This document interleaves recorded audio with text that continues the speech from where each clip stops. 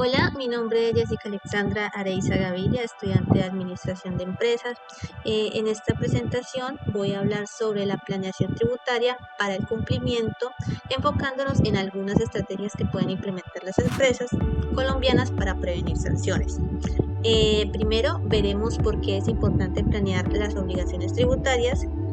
Después revisaremos el contexto colombiano y algunas estrategias de control. Y finalmente presentaré un caso práctico con ejemplos de extemporaneidad e inexactitud y algunas medidas para prevenir este tipo de situaciones. ¿Por qué hablar de planeación tributaria? Bueno, hablar de planeación tributaria es importante porque una empresa no cumple sus obligaciones únicamente realizando sus pagos.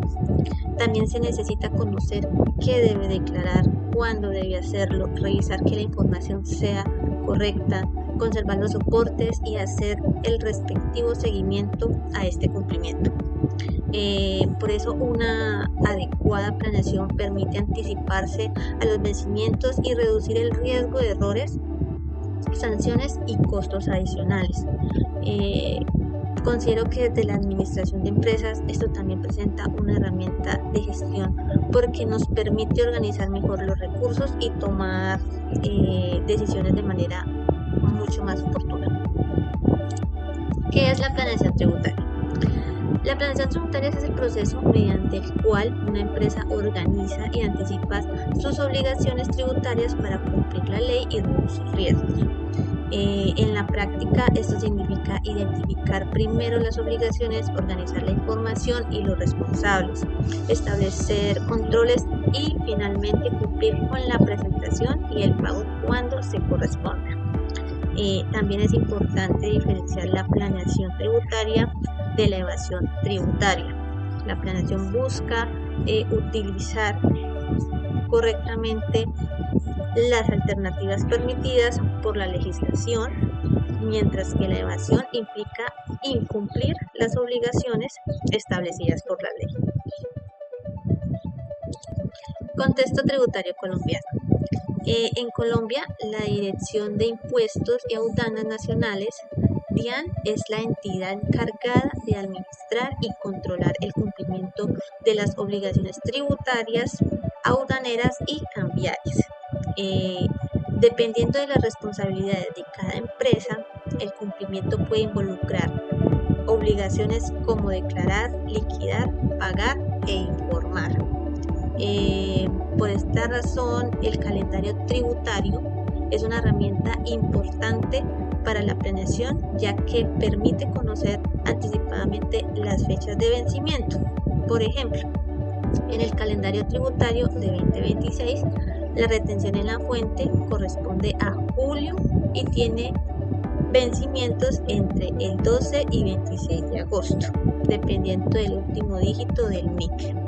Esto demuestra por qué una empresa debe revisar sus fechas y programar sus obligaciones con anticipación. 5 estrategias para una buena planeación. Bueno, para llevar la planeación tributaria a la práctica, considero fundamentales estas 5 estrategias. La primera es utilizar un calendario tributario y programar alertas antes de cada vencimiento. La segunda es manejar una matriz de obligaciones donde se puede identificar el impuesto, el periodo, el responsable, la fecha y el estado de cumplimiento. Esta matriz también puede complementarse con la fecha de presentación, los meses de retraso, la base de sanción y los intereses.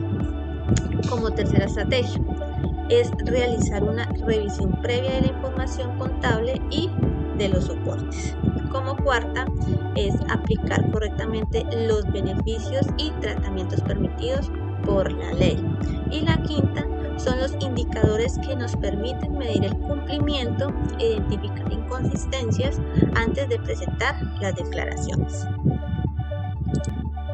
Caso práctico. Bueno, para entender un poquito mejor este caso, vamos a hacer un ejercicio para comprenderlo mejor. Bueno, para aplicar las estrategias anteriores, presentamos una simulación académica de la empresa comercializadora ABC SAS. Bueno, en este caso, la empresa no tiene un calendario interno, no cuenta con un responsable definido y tampoco realiza una revisión previa de la información. Como consecuencia, presenta una declaración después de la fecha del vencimiento. Entonces, para mostrar ¿cómo podemos analizar esta situación? Planteamos primero un ejemplo de extemporaneidad, que es el cuadrito que está sombreadito en rojo. ¿Listo? Entonces, supongamos que la empresa tiene un impuesto a cargo de 10 millones de pesos y presenta una declaración con 3 meses de retraso. Entonces, de acuerdo con el artículo 641 del Estatuto Tributario, para este ejemplo aplicamos el 5% por cada mes o fracción de mes de retraso.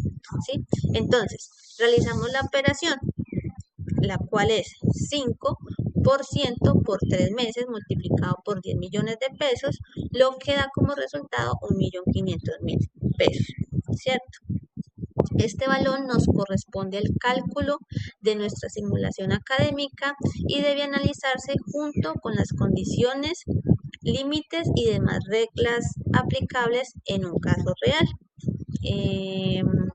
También presentamos un ejemplo de inexactitud, que es el cuadrito que tenemos en azul sombreadito, donde nos indica que si la empresa declara 8 millones de pesos, pero se determina un impuesto de 10 millones de pesos, existe una diferencia de 2 millones de pesos. Entonces, para efectos de esta simulación, aplicamos el 100% sobre la diferencia, obteniendo una sanción de 2 millones de pesos.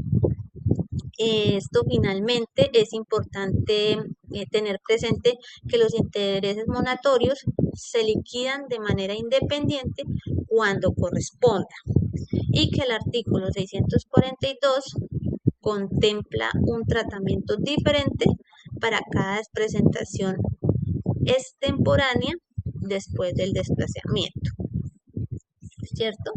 Entonces, la presentación identifica expresamente estos valores como simulación académica. La regla general del artículo 641 es efectivamente del 5% del impuesto a cargo por cada mes o fracción del mes, con límite del 100%. El artículo 648 establece como regla general el 100% de la diferencia entre lo determinado y lo declarado, aunque contempla situaciones especiales. ¿Cómo se previene? Bueno, a partir del caso anterior podemos observar que la prevención debe comenzar antes de presentar una declaración. Primero, se debe identificar todas las obligaciones y sus fechas de vencimiento. Después se programa un calendario con alertas anticipadas, se revisa la información y los soportes, se presentan las declaraciones dentro del plazo, se realizan los pagos correspondientes y finalmente se conservan las evidencias. Para evaluar si estos controles están funcionando, también podemos utilizar indicadores. Por ejemplo, el porcentaje de declaraciones oportunas se calcula dividiendo las declaraciones presentadas a tiempo entre el total de declaraciones y multiplicado por 100. Otro indicador es el número de inconsistencias detectadas antes de presentar la declaración. De esta manera, los indicadores nos permiten evaluar si la empresa realmente está cumpliendo y si sus controles están ayudando a prevenir estos errores. Reflexión final. Como reflexión final, considero que la planeación tributaria no debe verse solamente como una obligación contable o fiscal, sino también como una herramienta de gestión empresarial. Cuando una empresa identifica sus obligaciones, programa sus vencimientos, revisa la información y conserva sus soportes, puede anticiparse a posibles errores y reducir derivados del incumplimiento.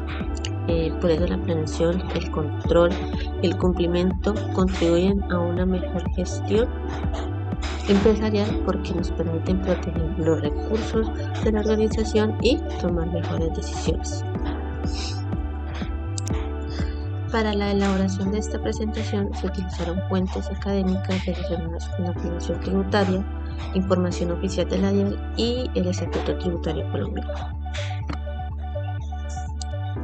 Para finalizar, podemos decir que una adecuada planeación tributaria nos permite anticiparnos a las obligaciones y permitir riesgos y tomar mejores decisiones empresariales. Muchísimas gracias por su atención.